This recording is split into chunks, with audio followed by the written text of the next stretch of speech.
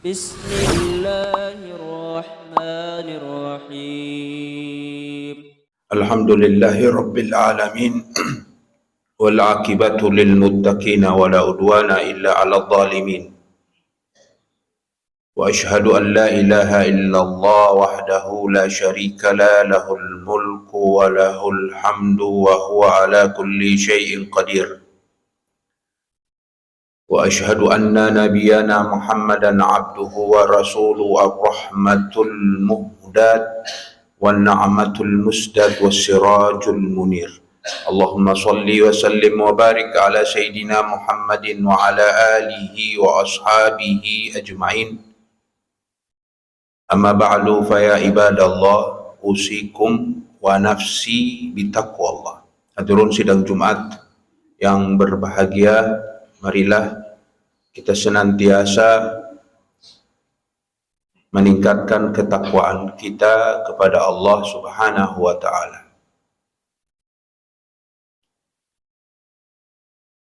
Harapan dalam kehidupan ini adalah bahagia,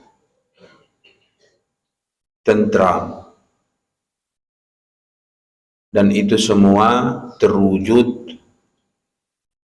tatkala seorang hamba dalam hidupnya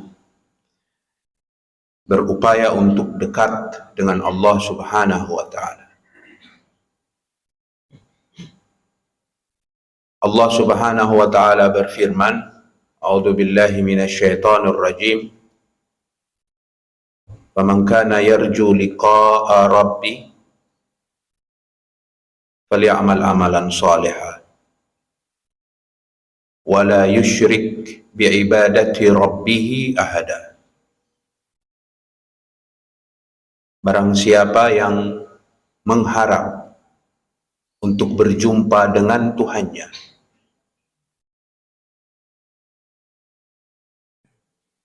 maka hendaklah dia beramal saleh dan tidak mempersekutukan Allah dengan sesuatu apapun.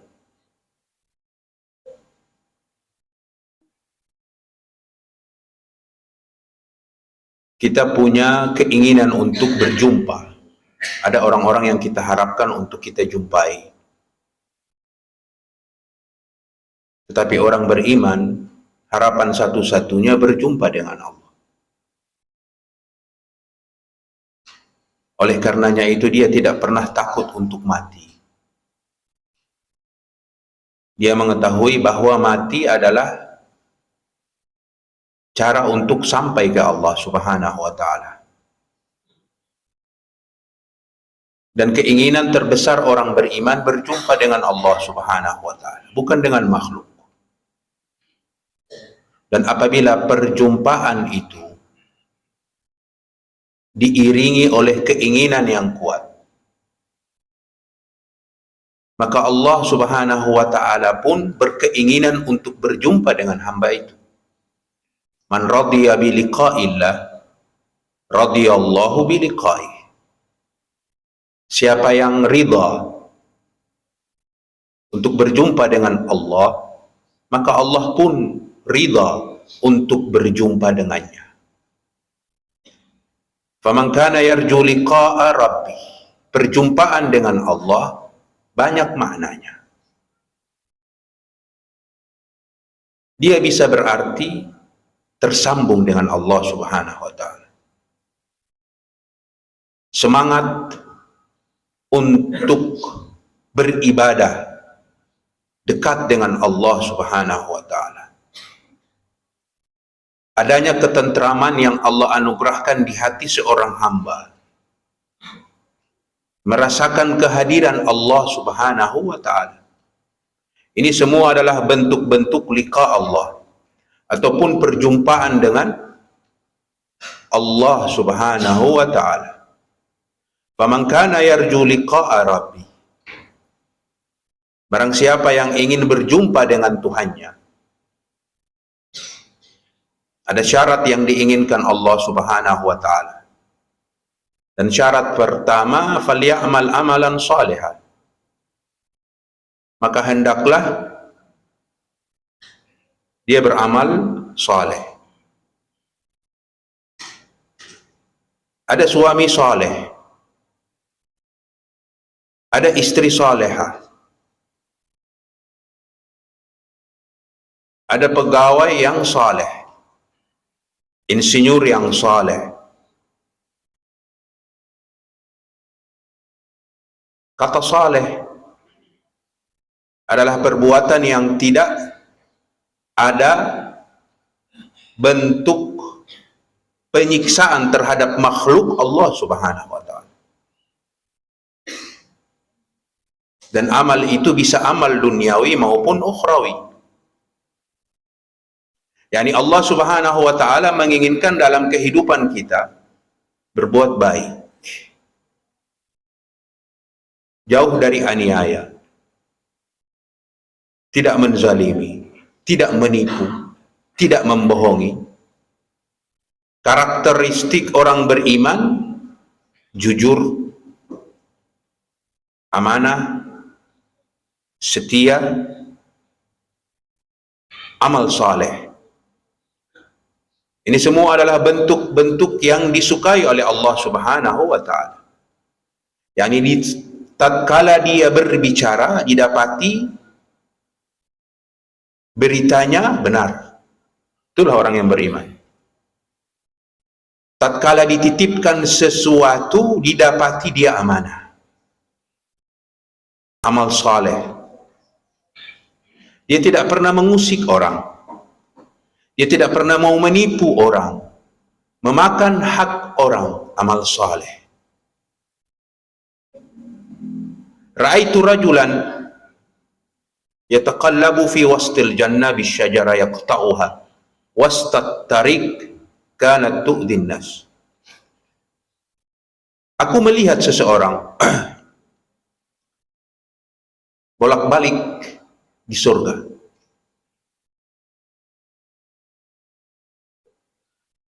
Hanya karena dia menebang pohon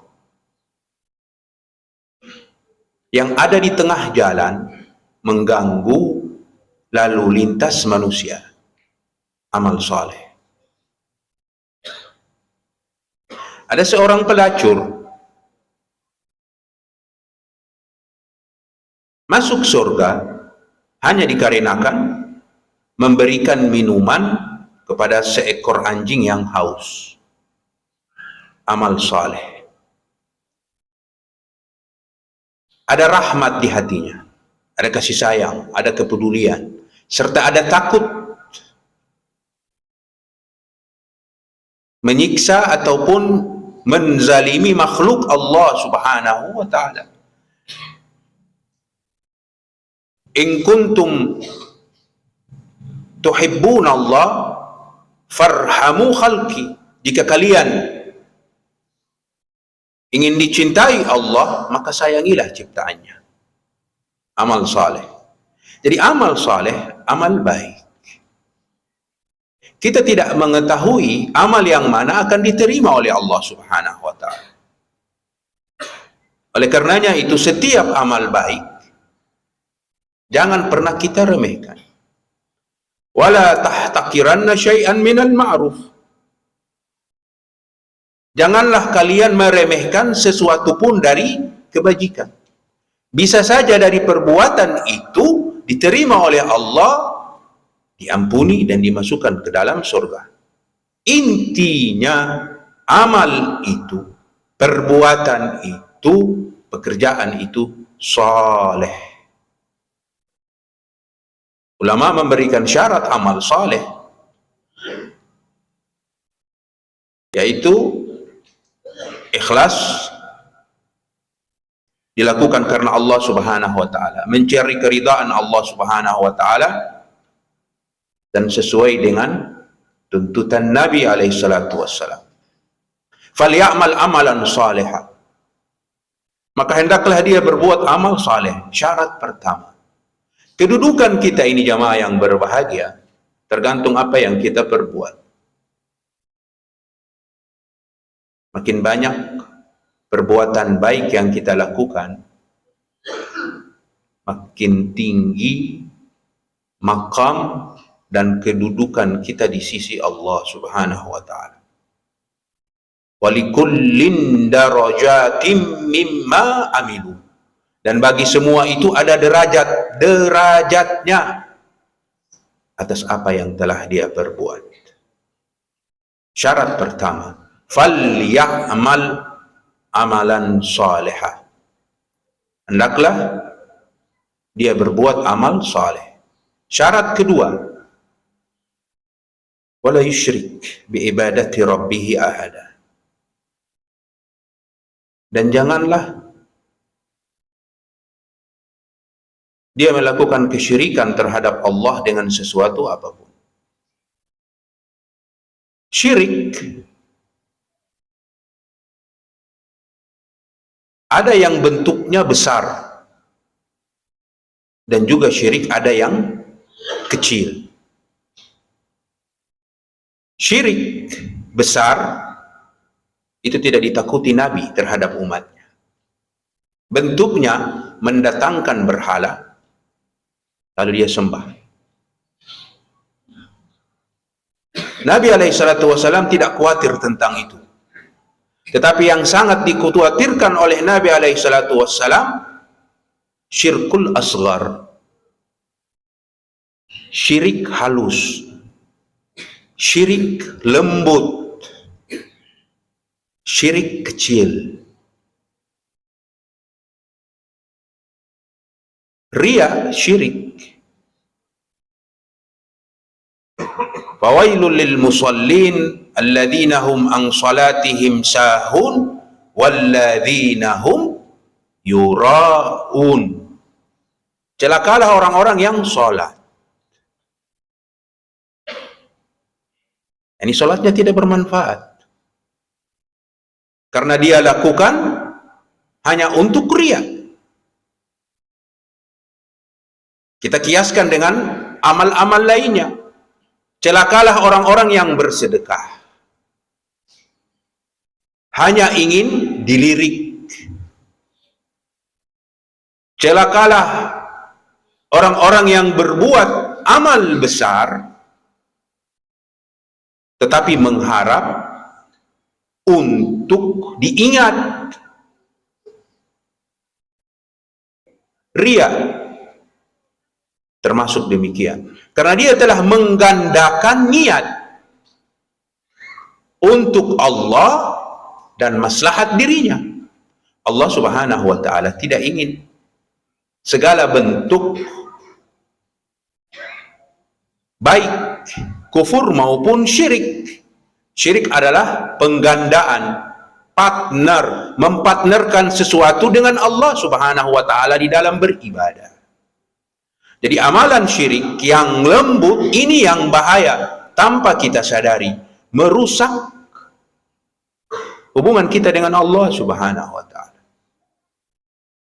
Dan Allah Subhanahu wa taala menyatakan bahwa perbuatan itu tidak akan dia ampuni. Innallaha la yaghfiru ay yushraka bih. Allah tidak akan mengampuni orang yang melakukan syirik kepadanya. Lebih membesarkan makhluk daripada Allah, syirik.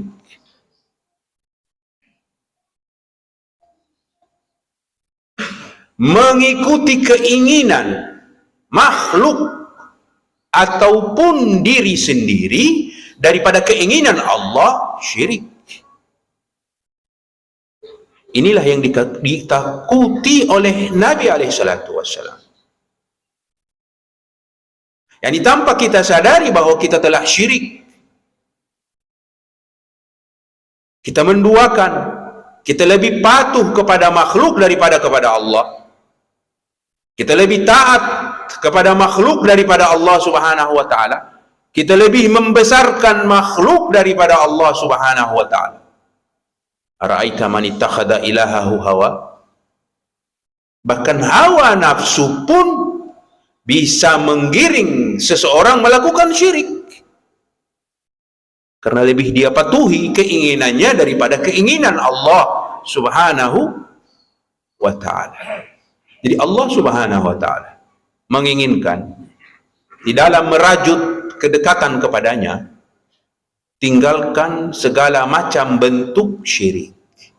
Apakah itu syirik besar maupun syirik halus, lembut, kecil, yang terkadang tidak disadari.